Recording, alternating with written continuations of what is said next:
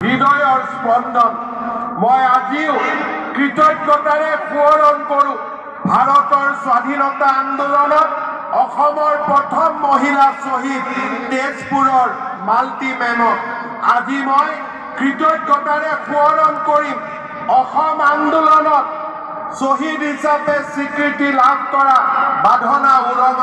ওৰাঙক মই আজি কৃতজ্ঞতাৰে স্মৰণ কৰিম অসমৰ চাহ বাগিচাৰ লোকসকলক যিসকল লোকে অসমীয়া ভাষাক নিজৰ ভাষা বুলি আদৰি লৈ আমাৰ ভাষা কৃষ্টি আৰু সংস্কৃতিক সমৃদ্ধ কৰিছে আজি এই ঝুমুৰ প্ৰদৰ্শন অসমৰ চাহ বাগিচা আৰু আদিবাসী লোকলৈ অসমবাসীৰ কৃতজ্ঞতা অসমৰ 3,50,00,000 লোকে অসমৰ চাহ জনগোষ্ঠী আৰু আদিবাসী লোকক আজি এই ধৰণে আমাৰ কৃতজ্ঞতা জ্ঞাপন কৰিছো আমাৰ কৃতজ্ঞতা আপোনালোকে গ্ৰহণ কৰিব শ্ৰদ্ধা ৰাইজ এই পবিত্ৰ মঞ্চত আমি আপোনালোকক আকৌ এবাৰ ঘোষণা কৰিব খুজিছো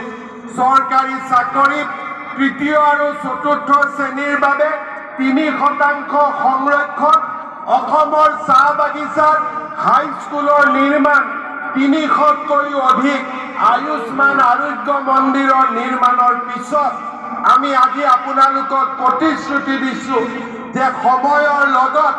আপোনালোকৰ লগত আমি একেলগে কাম কৰি অসমৰ চাহ বাগিচাৰ লাইনত বাস কৰা প্ৰতিগৰাকী চাহ শ্ৰমিকক সেই মাটিৰ অধিকাৰ আমি প্ৰদান কৰিম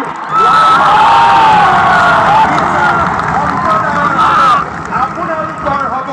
সেই প্ৰতিশ্ৰুতি মই আজি আকৌ এবাৰ আপোনালোকৰ আগত মাননীয় প্ৰধানমন্ত্ৰী ডাঙৰীয়া আৰু অসমৰ জনসাধাৰণক সন্মুখত ৰাখি